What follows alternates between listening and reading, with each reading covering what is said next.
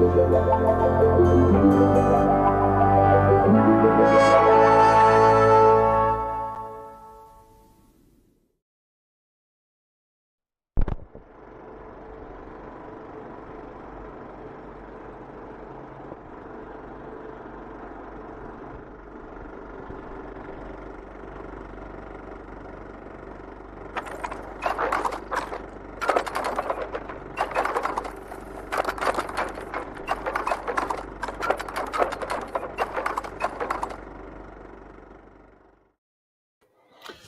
you like the restful music? Do you know what? I was checking around my like Spotify and stuff here to make sure it wasn't I hadn't pressed play on something. It was like, that's really strange. Where's that coming from? And then it stopped, and I went, okay. It's because we've got on the features here now. They've given us kind of like background music, plinky plonky music for the background. I thought we'll have to let people know that we are live, and we'll have a little bit of kind of like a nice little bit of nice. I think what do they call that piece of music? They call it acoustic cinematic. So plinky plonky number one. Yeah, plinky plonky. We've also got dance pop, daydreaming, feeding the ducks, into space, lo-fi, night driving, and rock. But anyway, hello everybody. Welcome to the Interesting Modelling Company Sunday service here on a Sunday, and it's what are we today? 22nd of May, isn't it? 22nd, yes, indeed. Yes. The old Matchbox May is galloping along, and I haven't made as much progress as I would have liked, but I have made some progress. You did exactly the same last month, though, and then you pulled it all together on like the very last day, didn't you? You're very much a crammer, aren't you? I am a crammer. So there we go. So although it's 49 years of Matchbox, but 50 years since they put 1972 on the boxes, so it is running up until the 1st of June, which is I do believe that's next Wednesday, isn't it? Well, yeah, it'll be about then. Yeah, something like that. So we're running it kind of like from show to show, I think is the best way of putting it. So so I'm actually. Where are people? Where are people with their Matchbox Maze? Well, I tell you what, there's quite a few people are they're banging them out at the moment. They're putting me to shame, but we're just going to go to the old workshop camera here because let me just go full view a second. That's very nicely. Now, what I did manage to do, and again, this took a fair while this afternoon, to be honest with you. That is a really strange place to have a break, isn't it? Oh, you could have had it there. Not one of their better thought out. Well, you think 30 years later that, or 40 years later, that a kit company wouldn't repeat this kind of terrible folks paz when it comes to the breakdown of a kit. Oh, hello, Revell F4U Corsair. That's a terrible model, isn't it? That is absolutely just awful. I'm going to go and get it in a minute. Actually, I've just realised my white balance is a bit out tonight. I do apologise for that, people. I will reset that at some stage. It is a little bit yellow. It is a little bit yellow. It is. I'm just having a quick look on the. Oh, I'm not going to worry about it at the moment. Don't start fiddling now. It's too late. No. Let's get rid of it. It took a couple of passes with some super glue and a bit of a polish, and again I've done another pass of super glue on this, but I can still see. You can just see a little kind of white blob there. There it is. There. Yeah. See it? Yeah. That's going to need another pass of filling. Could I make a suggestion? Go on. Dig that out a bit deeper before you fill it.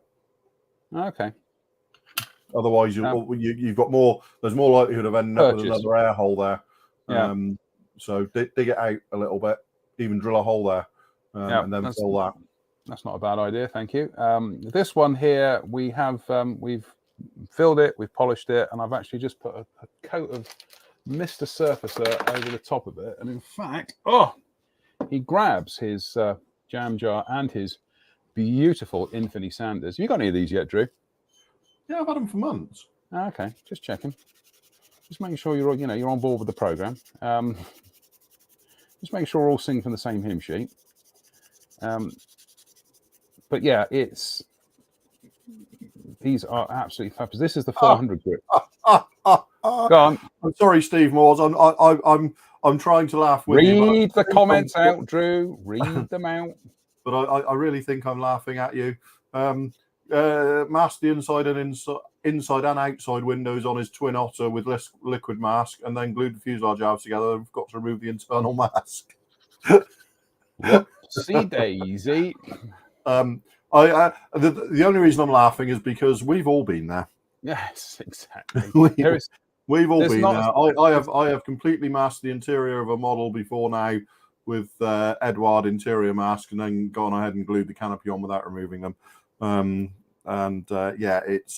It leads to interesting times and even more interesting language. There is not a single modeling mistake out there that none of us have, committed in one form or another. Even more so for me, because there are a few things more likely to make me throw a kit in the bin immediately than something going wrong with the clear parts. You're messing with the white balance again, aren't you? I am. There we go. That's all right. That's better. So I've just taken down that Mr. Surfacer with my Infinity Sander, which that's looking okay now. I'll give that a quick thing of Mr. Surfacer Grey, I think, and then see where I go from there. But honestly, I'm not going to do any filling on this wing with these panel lines. I'm going to keep this au naturel when it comes to Matchbox. So the only thing I'm going to do is I'm just going to rescribe along there to get that one established. But everything else, no, it's going to be as is. And also I'm going to do what Spencer did during the week, and it was actually what he did with his F106 was something that I kind of did years and years ago with when I was building a lot of Hella kits, and that is literally run a bit of tape along the panel line there where the panel lines have disappeared, and then just scribe a line with a scalpel, and that's it. Just leave that kind of raised lip there. That raised lip does the job of a raised panel line. Yeah, does the trick. A little bit of a polish with some Scotch Brite, and you're done. So, excuse me. Steve Moore says so much for group therapy. I'm just going to say, Steve, no, it is group therapy. I feel much better, Steve. Yeah, I feel better as well. Yeah, absolutely. I mean, I was having a bit of a rough day today, but now, you cheered us right up. Cheered us right up, Steve. Thank you. So, there we go. That's we will be progressing this during the week because frankly, it's a case of having to. So, anyway. We have got some news tonight, and Drew, it's news. How can we word this? It's news we're struggling with. It's news we're struggling with, but we're gonna do it anyway, and we're gonna explain our reasons for why we're gonna do this tonight. Long story short, Hobby Company have given us three new Zvezda kits to have a look at. Now, the thing about these were dispatched to the UK well before the current situation in Ukraine. So these were in production, they were ordered, they were paid for, all in advance of the situation in Ukraine. So they predate, the war there. We were umming and ahhing, should we talk about them or not? Are we going to get it in the neck for talking about some kits coming from a Russian manufacturer? Should we perhaps ask the people on this show, should we be talking about these kits? At the end of the day, their boxes are plastic. Yeah, I mean, I think we've been having this discussion for full on 2 days, haven't we? Over whether we and my angle was these were the last kits that sneaked under the wire before February the 24th in terms of dispatch and already having been paid for. I've had several people say, can I justify buying one of these models, including my brother who asked me the same, has been asking the same question. And I say, these were bought and paid for already. So you're not actually sending any more money to Russia than's already got. This is purely going into payback, the importer effectively, who's already paid for these models. So I've got no, I've got no moral or ethical issues with that whatsoever. I, in fact, have one of these Frogfoots on the way as we speak. I've ordered one. Do I plan to build it in the immediate future? Probably not. However, going forward, anything that's released from here on out, I just simply can't justify, no matter how much I want it, knowing where that money's going at the moment. So it's an entirely personal opinion, and I will leave people to make that decision themselves. I'm not going to demonize anybody for making that decision. Like I say, people know I'm a big fan of Zvezda kits on this channel. I always have been. You know, I really like their subject matter, and I really like a lot of their models. So we've decided to talk about the kit anyway. And Yeah, we'll take, you know, we will take the possible brickbats, because I think we can easily just go, yeah, whatever, and move on. I mean, they are, as I said at the beginning, they are essentially boxes of plastic. Yes. Yes. Zvezda didn't initiate the invasion of Ukraine. They're not to blame for it. I know some people have said, well, why don't Zvezda speak out against it? Yeah, good luck with that. You know, good luck being a company in Russia speaking out against the invasion of Ukraine. See what that gets you. So on that, with that big caveat, we are going to talk about tonight. We're going to show you the new SU-22, SU-25 Frogfoot rather. So we will rattle through this as economically as possible. So the usual thing: big Zvezda box. Which then comes out into this box. Always such great packaging. Always really great, you know, tough packaging. Yep. And then we have, goodness me, quite a lot of screws here. Which I'm not going to be able to get back into the box again. But hey ho. So we have fuselage halves here. And one of the notable things straight away with the fuselage halves are, I don't know if you can see there, that some of the panel line stuff here, it's actually reminds me quite a lot of the old OEZ kit, which is quite bizarre. But it's recessed panel lines at the front, but at the back end, there is actually, I don't know if the camera's picking that up or not, so if we can zoom in on that. Whoops. There are lots and lots of very fine there we go. You can see them now. Very fine raised rivets. Isn't it strange how aerodynamic things carry across? Because the A10's exactly the same, isn't it? Behind the wing, it's all raised rivets. Yeah. Well, it doesn't need to be aerodynamic there, quite frankly. Andrew says, my postman must have taken Saturday off then, Drew. No, I've got to pick it up from the post office tomorrow. My postman decided to not leave it for me and take it back to the sorting office, Andy. So I will pick it up tomorrow. So there we got the fuselage halves there. Some wheel well detail. I think those are sway braces there. Oops, I think those are sway braces there. We will find out once we get to the actual instruction sheet here. So there's your fuselage halves. Then we have... I think my first takeaway is that all the raised rivets immediately place it well above the hind, 48 hind, which was effectively literally a part-for-part scale up of a 72nd scale kit, and also proves why directly scaling kits up doesn't work. No, absolutely. Gotta say, the detail on the wings is, I think, it's a little bit more refined than the recessed detail on the fuselage. And there's some very nice stuff going on here, which, if we zoom in, do you want to one screen it, John, so everybody can see closer? Sorry? Yeah, I'll put it up on full screen. Yeah, good idea. There we go. So there we go. So you can see it's quite... Yeah, that looks remarkably fine. That's lovely, isn't it? That's beautiful. Really nice. Beautiful. And the same with the underside of the wing there. If I can catch the light on it. Oops, Daisy. There we go. You can see that's very nicely done. Yeah. And also the flaps on the wingtips are all split as well. So you can have a little spoilers open on that. And even on the tail planes here, there are actually some... if we can have a look, I'm just trying to angle it towards the light. There are actually some raised rivets on this as well, but you can't, the camera's not picking them up, unfortunately. But there are raised. Yeah, you can see them now. There we go. Just very faintly. There we go. Yeah, I You can see see. Yeah. raised rivets on that as well. So that's, what can you say? That is very neat.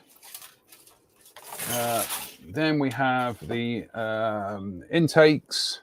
Zoom out again. We're going to be zooming in and out tonight all the time. Then we have the sprue with the intakes and the underside of the fuselage as well. Bits of the undercarriage there, wheels, more of the intakes, the exhausts as well. I'll show you the exhaust cones in a second. But again, it has to be emphasized that the detail here, as you can see here, is a mixture of raised and recessed. So that's very delicately done. That's all recessed on the belly pan there. Then we've got the fairings for the exhausts, which also have raised rivet detail on them. But unfortunately, the camera's not picking it up tonight. There we go. You can just see a little bit of it. And then what else? I'm just having a quick look at the sprue here. We've got the intake lips are done as single pieces, which is a nice touch. It means you're not going to have too many kind of join problems there. FOD guards on the wheels are separate as well on the undercarriage wheels. Overall, the general level of finesse is very, it's very nicely done.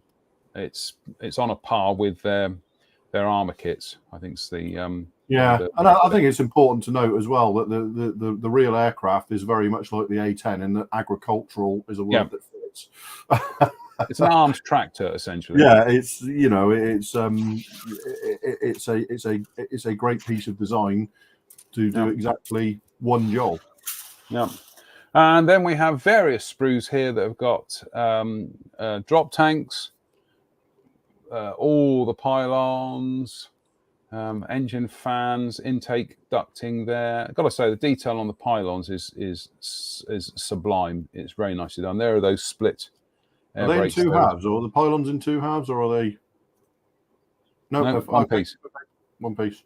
One piece with no sink marks on them whatsoever. Cool. So I'm not going to embarrass myself by saying what all these bombs and things are, because you'll know what they are. Well, you've got a couple of tanks, and now you've just got a little aphid missile. There's some Fab 250 or Fab 500 bombs. Mm-hmm. And some small PGMs of some description there. Mm-hmm.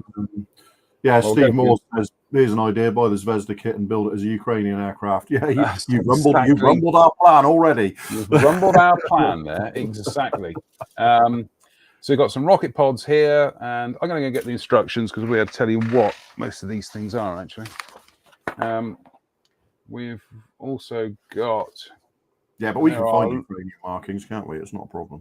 No, exactly. And there are a lot of things to hang off this thing. Let's put it that way. I'll just have a quick look at the instructions here. Oh, for goodness sake! Come on, man. Believe it or not, there we go. Oh, thanks, Zvezda. They don't actually list and say what all the weapons are. That's not very helpful. I have got a book through the back of devoted to Russian weapons, so we'll be able to. Basically, you got a load. Basically, that's a load of unguided rockets. Yep. Yep. And of varying sizes, and that's that sprue. That's a repeat of that sprue. We are going to have some duplicates of sprues here. That's the one with the that's that sprue again. So, and again, there we go. We've had that one 4 times now. So that's just sprue. Let's see what the sprue number is. But that one comes in 4 exact duplications. Another one of the bombs there, which we've seen that one. So that's another duplicate sprue. And a duplicate sprue another again. One. There you go. And finally, surprise. Another one. Another duplicate of that. Then we've seen that one as well, because that's the drop tank pylons, everything. So this is clever use of molding, actually. And then we have this one here. Let's just move that out of the way. Then we have this sprue here, which is most of the cockpit stuff. Cockpit details appear to be done mostly with decals, which is going to inflame some people. I get the funny feeling that Zvezda have probably done this knowing that Quinta Studios will supply the... Yeah, I mean, there's going to be... Quinta Studios are going to do it. Edward are going to do it, aren't they? It's just going to be, we're going to be swamped with... Well, I say we're going to be swamped with alternatives almost immediately, but possibly not as many as we would have otherwise been, if you get the drift. Precisely. So there's a couple of there's a nice pilot figure there, and again there's a nice mix on these parts of raised and recessed details here. Oops, Daisy, get my finger in view. So there's some nice raised and recessed details there as well. So, yep, it's a busy old thing. I'm not going to take the clear parts out of the packaging, but the clear parts there come separately wrapped and they're well protected. Then you get 2 decal sheets, one that's got all the stencils on it. I'm not going to take these out either because I'm just lazy. Sorry? Bulgarian, there's Czech, Russian, Bulgarian. I think that is. Yep. I think there's a. I'm gonna have a big sneeze in a minute. Lots of stencil detail there, and that all looks to be absolutely first class. And again, there's your cockpit details there. Excuse me. Oh dearie me. Oh dear. Get it out. Better out than better. That's the first time I've had a sneezing fit on this show. There's your cockpit decals there. So, that's that. And then as for the schemes, we'll get to that particular page here.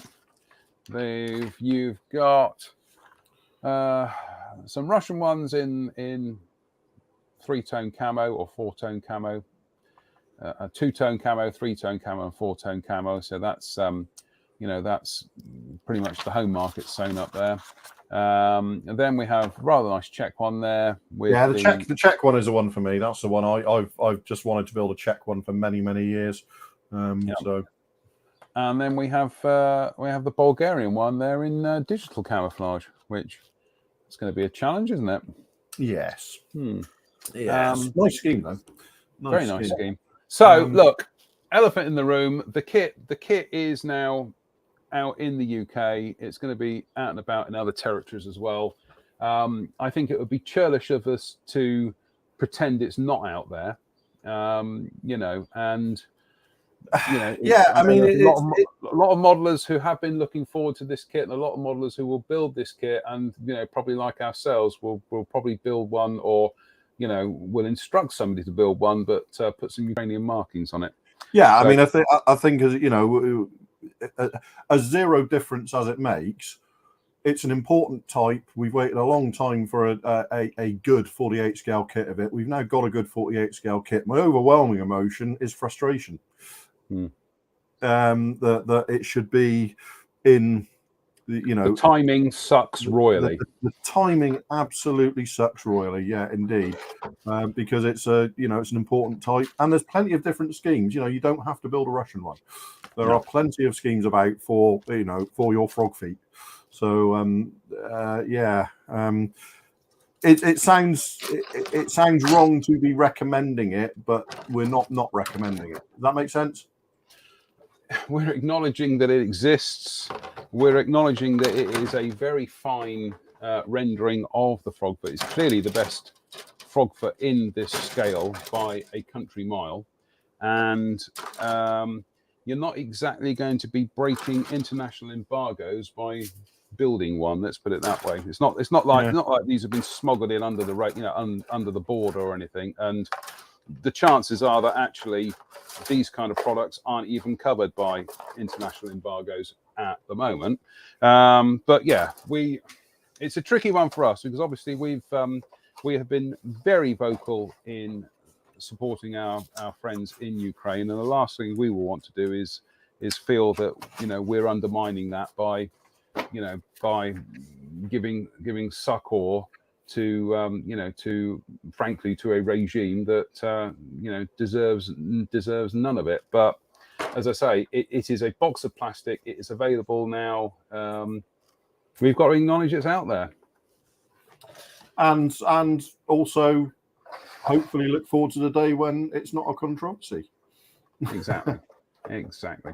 But I think it's worth, as Drew said, it's worth having that conversation to say why we are a little bit queasy. I think it's a good word.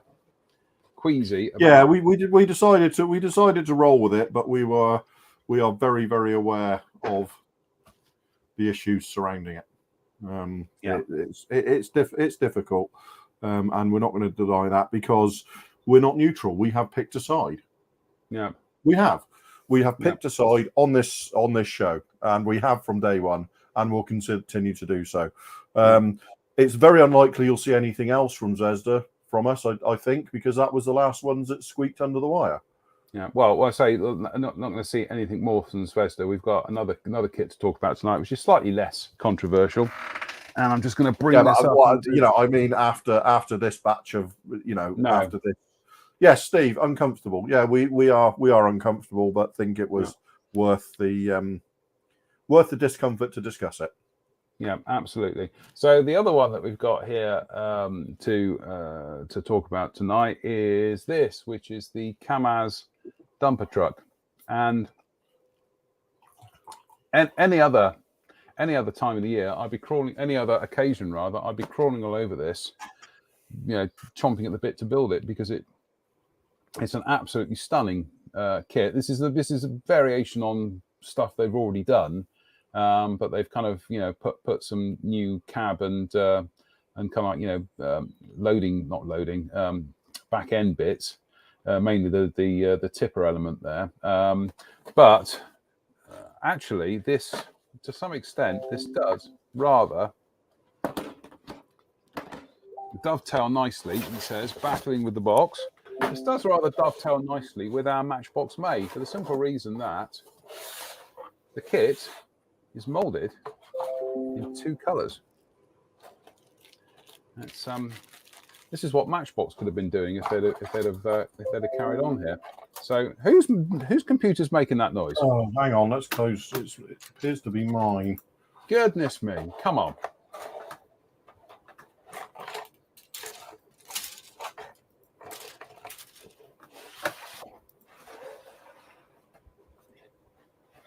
Right. So what we've got here is a kit which is molded in 2 colors. Oops, daisy. Let's get that back again. And essentially what Zvezda have done is they've molded the battling with these bits because the sprues are so big. Essentially the cab and the upper kind of like bodywork and everything is all molded in awesome orange, including the tipper, the tipper bit at the back.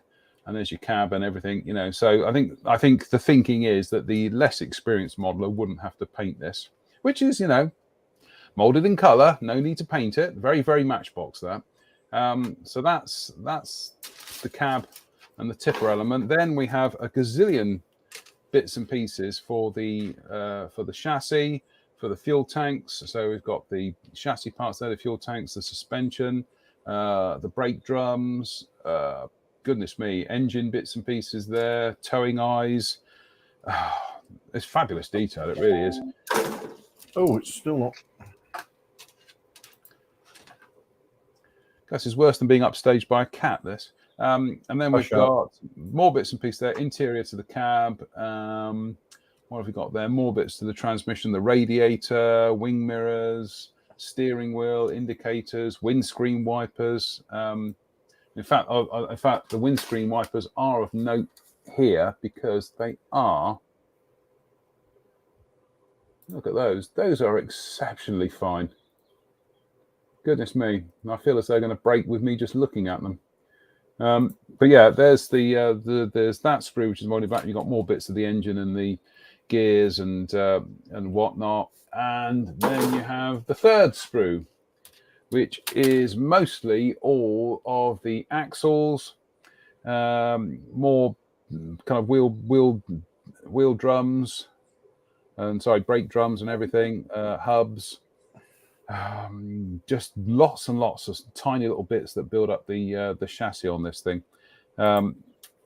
Detail is absolutely phenomenal. I mean, it's I think anybody who's seen some of these Zvezda trucks, they really do pull the they pull the effort out on these. They're really, really nicely done. Then we've got rubber tires, and actually these rubber tires are quite nice. They don't have an obvious kind of mold line around the middle, so they're not bad. In fact, I'm just having a look to see if they've got logos on them. They do actually. Yes, they have. That's quite nicely done. And then we've got clear parts here. Zoom in a bit. Clear parts, so we're not going to take them out of the sprue. Then we've got some decals, and we've got some shiny bits for the wing mirrors and things, which is jolly good. And then finally, he says, looking for the box. This is why I need to redo this studio, because I need a bigger desk, and this desk is huge enough as it is. Then we have the instructions, which are, as you can see, that's a lot of bits. Start with the engine there, and then we go through to, this is not going to be a weekend project. Building the engine, then putting the cab together. I mean, basically, this is just the military kit with a new upper, with a tipper element to it. Yeah. But so, which also explains the scale.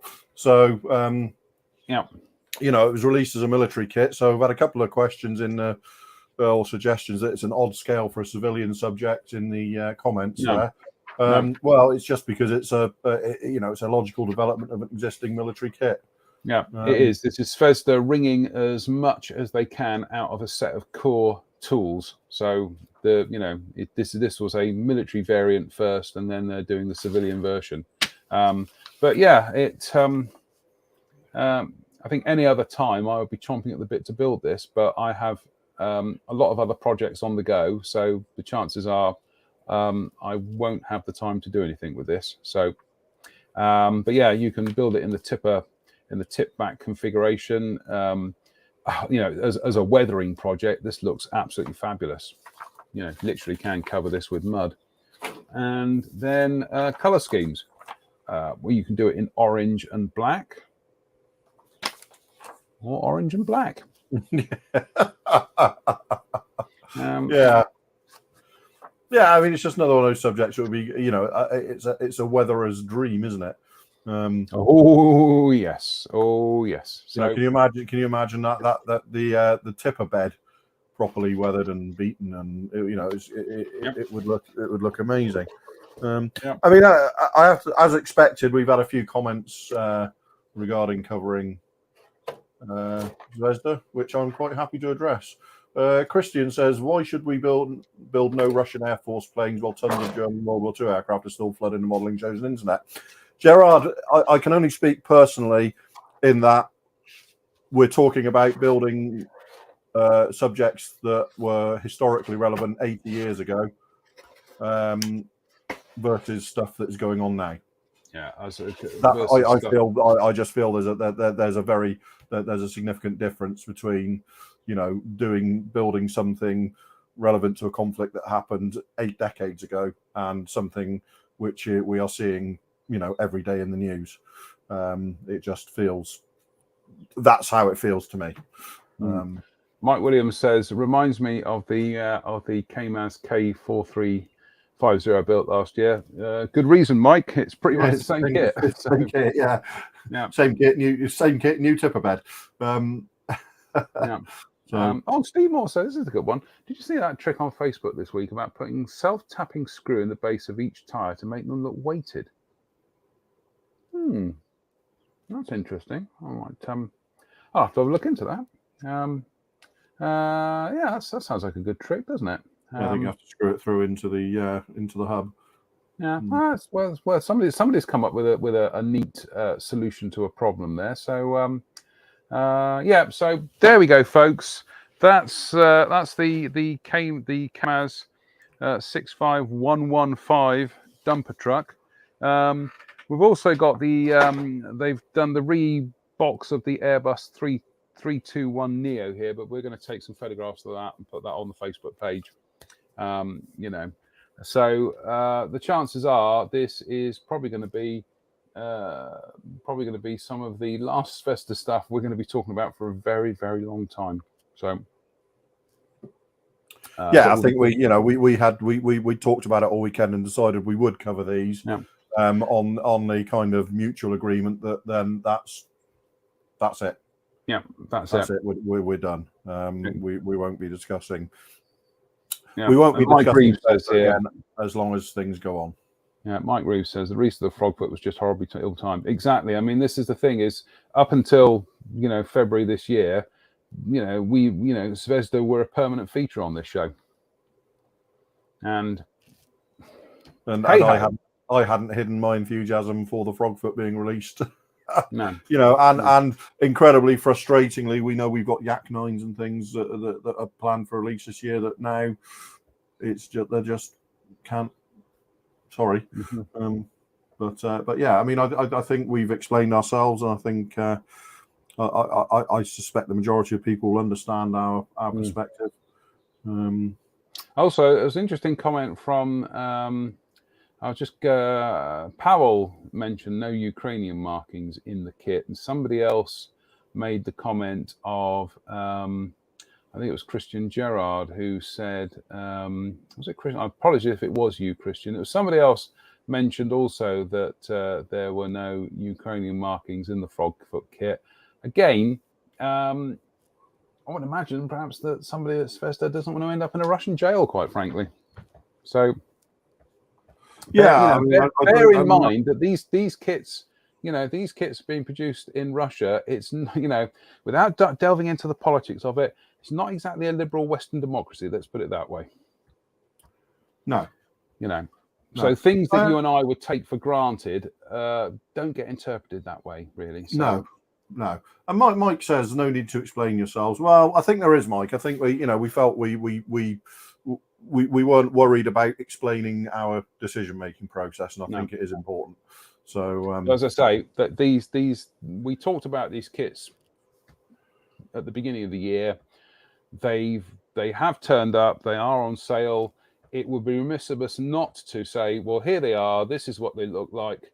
But beyond that, that's really going to be probably the last. I would rather take a bit of criticism for featuring them than be accused of trying to rewrite current events by not featuring them. And like Pavel says there, Slava Ukraina, my Resi Kit stuff has showed up from Ukraine. So again, as we've said before, we are utterly delighted that the Ukrainian model manufacturers are back on the horse and they are producing stuff. And once again, I believe that the guys at Edward have put some of the Ukrainian model companies' families up and are helping them. So massive respect to those. We're not shy about saying we picked a side. Yeah, so, excellent. And also, I also had an update that a parcel is winging its way from Switzerland now, which is our Wingsy order, which will be your 109E4 and my Mitsubishi Claude. So, so long story short, once I've got the Matchbox Hellcat, that's you again, Drewe? Oh, I can't. I don't know what it is. It's Microsoft Edge, and I've just killed it, and it's still. It's right. Microsoft. You have to kill it with fire. Oh, that's a fine talk coming from somebody who uses Apple. Anyway, moving on. I've actually moving on. I was going to say once I've got my Matchbox Hellcat out of the way, I will be returning to my beautiful little mini art Tempo because I've not had the chance to do much work on that in the last month or so. But I'm really looking forward to getting cracking on with that, and also finishing off a couple of trying to finish off some projects from last year. However, June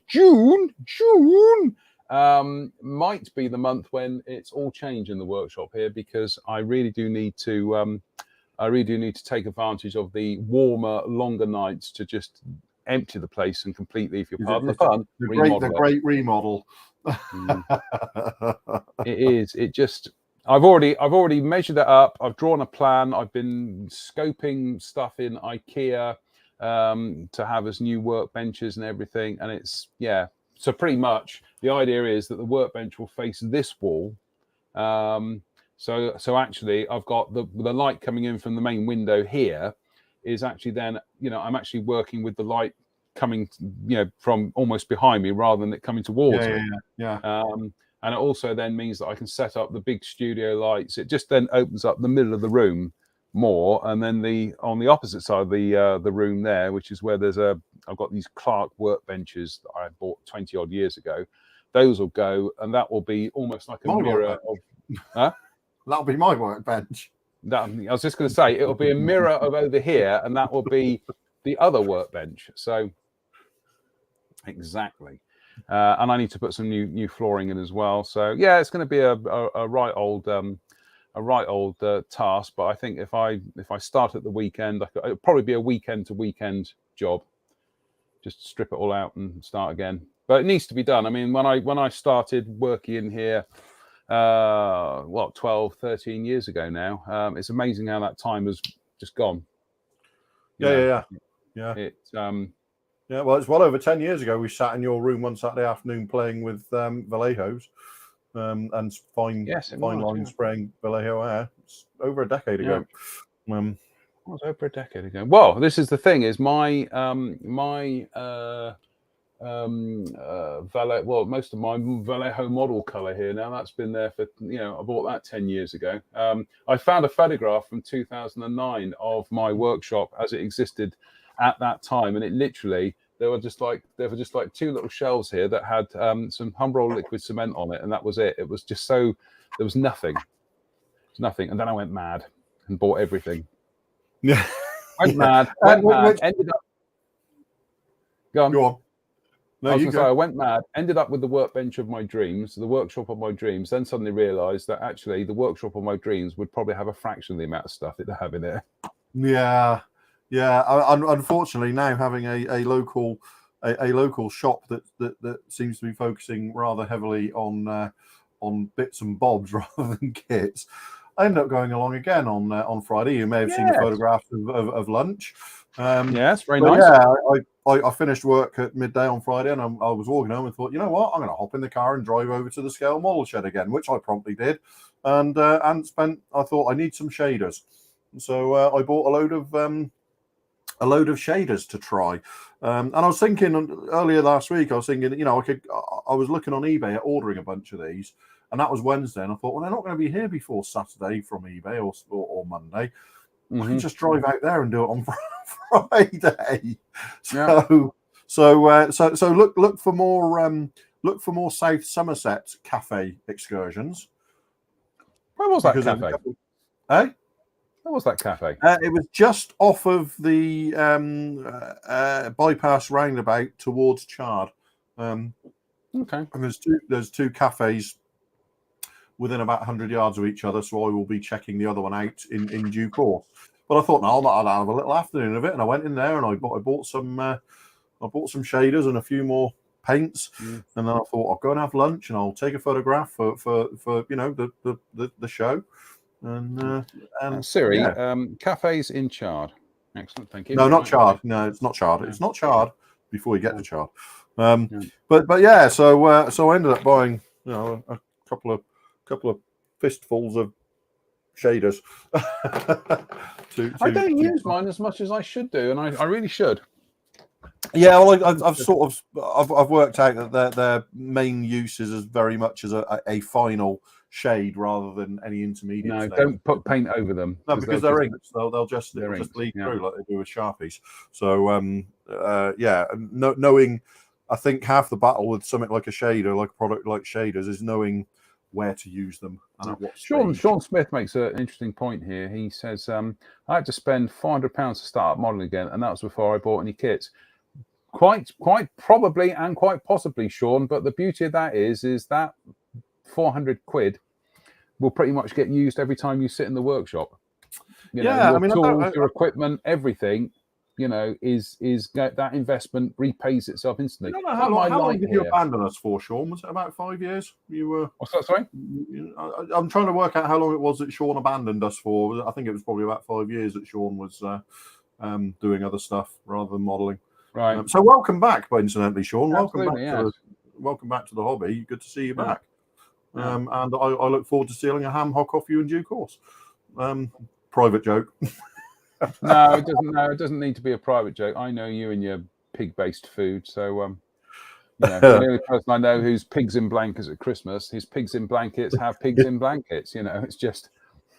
I don't know why you just don't kind of like eat the pig and just throw a potato at it. It's, well, you know, exactly. I have a very German approach to pork-based products.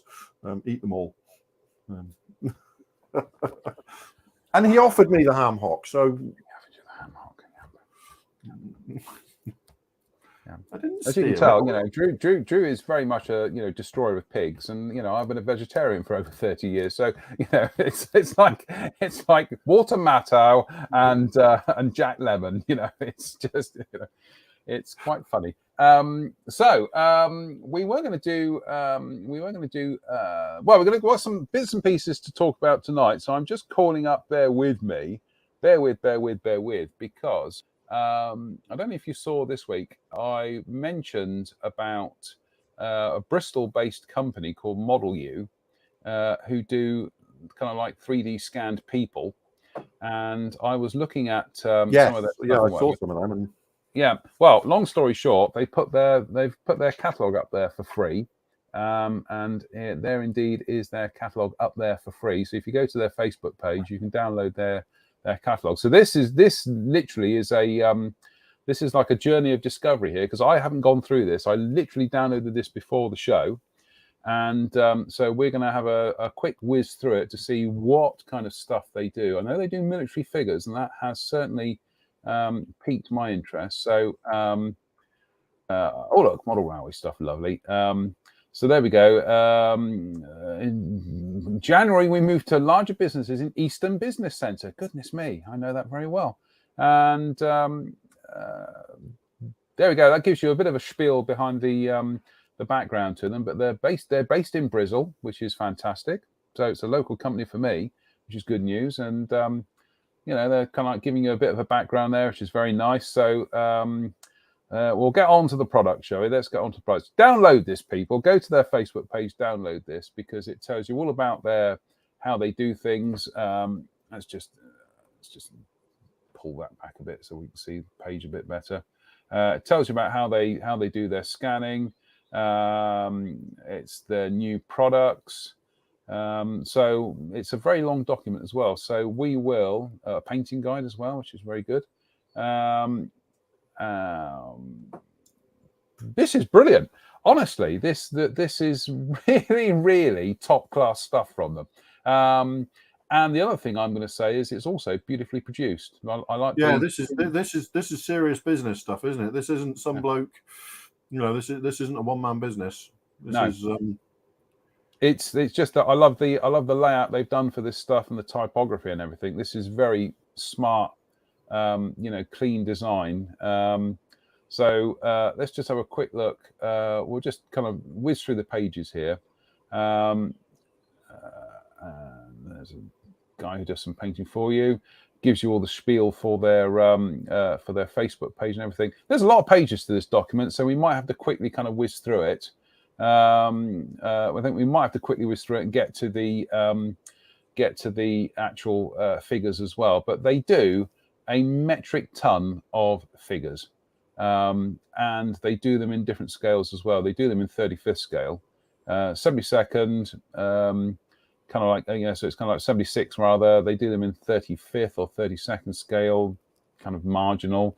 These are printed, 3D printed, 3D scanned, and 3D printed. I'm just looking at these and thinking, goodness me, you just instantly see a figure and it suggests that Drewe switches off his Microsoft. It's I like I say, this is we're just going to have a quick blitz through here then, but there is just so much here. It is utterly brilliant. Or you might even get an Isambard Kingdom Renel figure.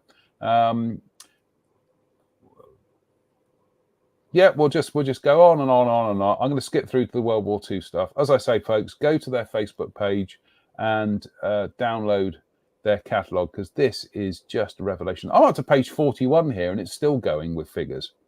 It's I think there's it's 120 pages. So so we'll go on. Let's get to the war stuff, shall we? I mean, it's all eras as well. God, this just goes on and on and on and on and on and on. I'm in love with this company already, and I haven't even tried any of their products. Here we go. So we've got some First World War stuff here, and then we've got Second World War. Actually, I think I've missed out a page of First World War stuff. There we go. So we've got First World War. Then we've got Second World War. We've got Americans. We've got British. They do detailing bits and pieces. Look, long story short, people, go to their Facebook page, which is just look up Model U and download that, because you are not going to regret that. That is absolutely mind-blowing stuff. And I know the Railway Fraternity have known about them for a very long time. I know some of our flock. I'm going to suggest that you don't go from 0 to a 120-page PDF without having some background. Yeah. So, yeah. And Jim Altegott says, what scale? Hang about, Jim. Let me just go to their Facebook page a second, because they do them in. We're on the hoof tonight. Let's have a look. Quick. I mean, honestly, for most of it, at any scale you want, I'm sure they would be reactive to requests, because it's printing. They do actually. They do custom scanning as well. Mm-hmm. But I'm just having a look. They did put a thing up on their Facebook page, but it did say that they do them in kind of like, they do them essentially in N00, and they do actually do them in.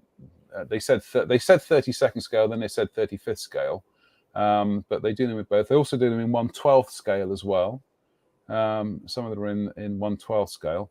Let me just call up their Facebook page and. Bear with. Share screen. Here we go. Chrome tab. There we go. So the best thing I can say is we've shared it to the Facebook page, but we'll share it again. But go over to Model U and have a look through their page and download their catalog. It's I mean, I was just looking at this one here. This one by Dan Everson. That figure there. I mean, it's just that's fantastic, isn't it? I mean, it's almost like, you can't say this is a company with a bright future, because they clearly had a bright past. We just weren't there. So,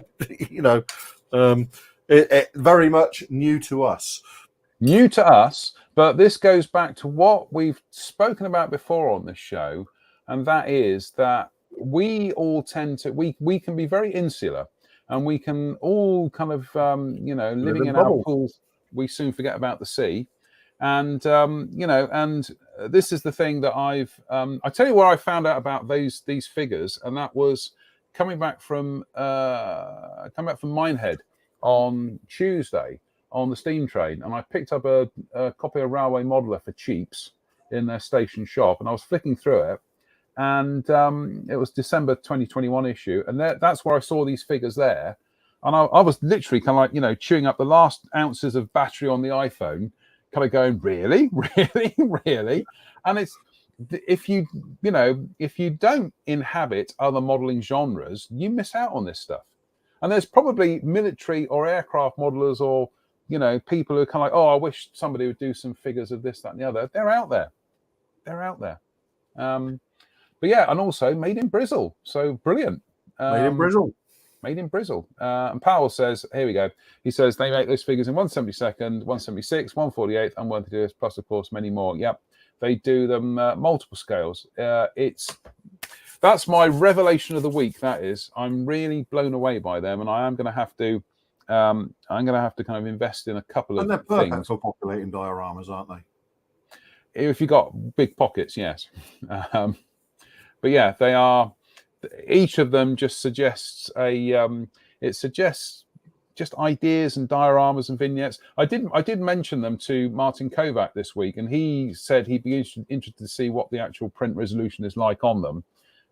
So the only way we're going to do that is to actually get hold of some figures, and I just got to find some figures. Whittle it down to, well, there's 100 I'd like, So which ones can we get it down to? But fabulous, really fabulous stuff. So congratulations, Model U. You know, yet again, placing the Southwest. I've just suddenly got this really strong mental image of like an Armour P51B parked next to a fence and a couple of little oiks in shorts looking at it through the fence.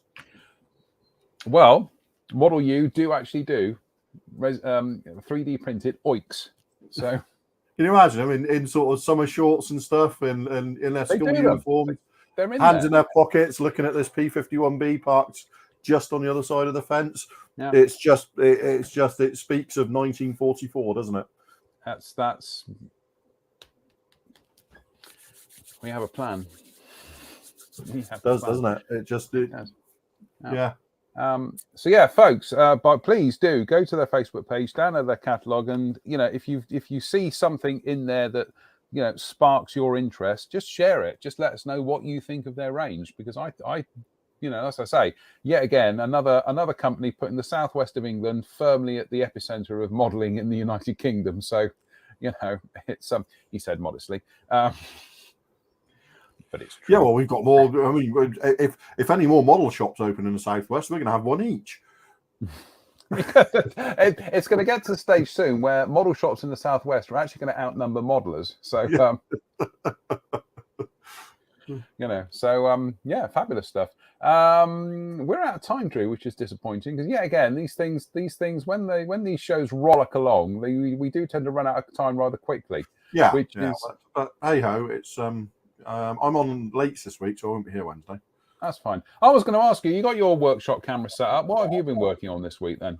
I'm still beavering away on the Leopard 2 Revolution, which is rapidly coming together. So you can see there's all the etch there. There's some areas where I had to restore some. There's some parts that you have to fill here, so I had to restore the non-slip. And there's currently working on things like the side skirts, which locate sort of here. Mm-hmm. I'm just painting the insides of it all black so that when it all goes green eventually, any shadows and stuff or any areas that the paint doesn't get to won't show up. An absolute absence, as you can see, of top track runs and stuff.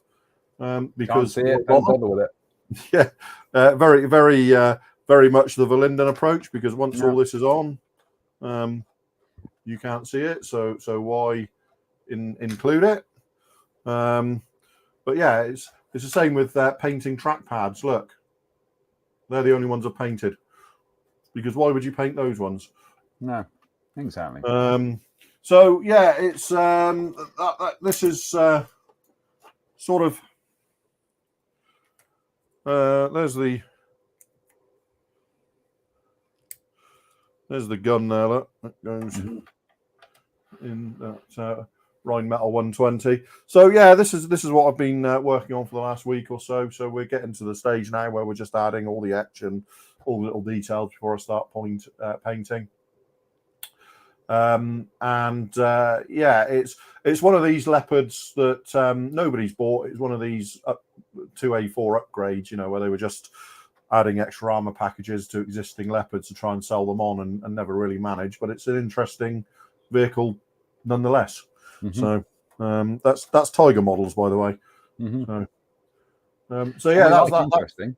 Sorry, and we like interesting. Yes, yeah. Well, I mean, like I said, I think I said the other week, you know, I reckon that over the last 10 years, probably a good 45% of my armor modeling has been Leopard 2s of some description.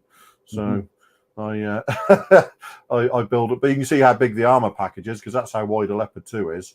And you can see that armor package, and pretty much this here is the inner line of a Leopard 2's turret. A 2A4's turret. So all this here, all of this stuff here is sort of add-on armor packages to upgrade it. So yeah, that's there's not really a lot to say about it. I'm hoping that by the time the next show comes along, it'll be it'll be all green, and I'll have been able to use some of these shaders to achieve some rather nice effects on it. Mm-hmm. So we'll see, but yeah, it's sort of scratching that armor itch I get at some point every year at the moment. No, absolutely. Dave Fleming says, come up to Edinburgh and have an oink pulled pork and haggis nap. I'm hoping Dave is talking about food there. Yeah, I think he is. I think right, he okay. is. Because I've been listening. I've been catching up on McClevey this week, and goodness me, Bap. He says, right, Bap. He meant Bap. Bap, or what do we call them? What do we call them down here? We call them Baps. Yeah. You have to go to up north for but south of Dave to call them barms or batches or rolls. Whatever. John Connolly, quick question. John Connolly, he says, "Hello guys, do you think 72nd is today is taking on 148th in terms of details?" Yes. Yes. Yeah, you just have to look at the armor Mustang or the that Edward S199 I got last week. Yeah, absolutely. You're finding that 48 scale stuff is scaling down to 72nd and retaining detail, but the other way is still a little bit different. In like I said, with that Zvezda Hind, the 72nd scale kit is phenomenally well detailed. They did a more or less part for part upscale to 48th, and it looks a bit limited in 48th. So, but yeah, absolutely. Like I said, the detail in the armor Mustang 15 years ago, we'd have been shouting about it if that level of detail was in a 32nd scale kit. Never mind 48. Yeah. Simon Lewis also says, Drew, very quick question. What plastic card was this you couldn't get hold of? 10 or 25 thou? 5 thou. 5 thou. Yes. Yes. Yeah. 10 is about the smallest. 10 thou is the about 0.25 mil. Is about the smallest thinnest you can get regularly these days. I have got some 5 thou here. But it's just great for little applique details and stuff.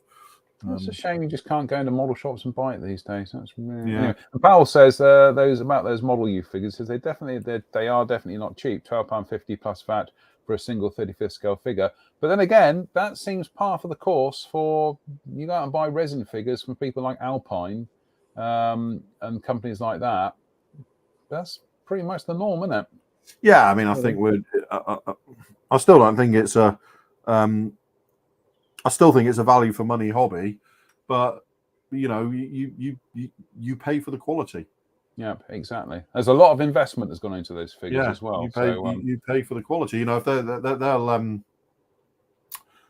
if they're using high quality, if they're using the high quality 3D printers and stuff, and they've got their own scanners and all that, 3D laser scanners and all that sort of stuff. Those are massive investments. I will have to drop them a line and see if I can pop in and have a chat with them. That'd be good fun. Yeah. Well, any other business? Not from me. No. Yeah. No. Yeah.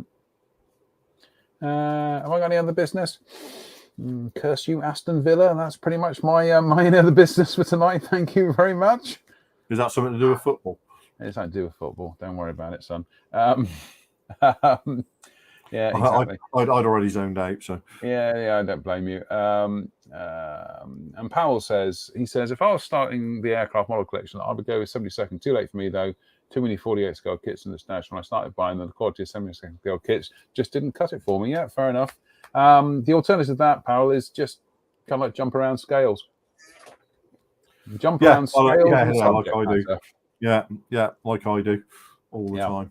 I think that's the secret to modelling happiness is don't get stuck in a rut. I've got to admit at the moment I'm looking forward to finishing the Hellcat off, but I think I've reached that kind of part of the year where I can feel my modelling mojo is just wanting to be ignited again. I think it's a good way of putting it. So that'll probably happen month after next because I shall be at We Have Ways Fest. So looking forward to that. Yeah.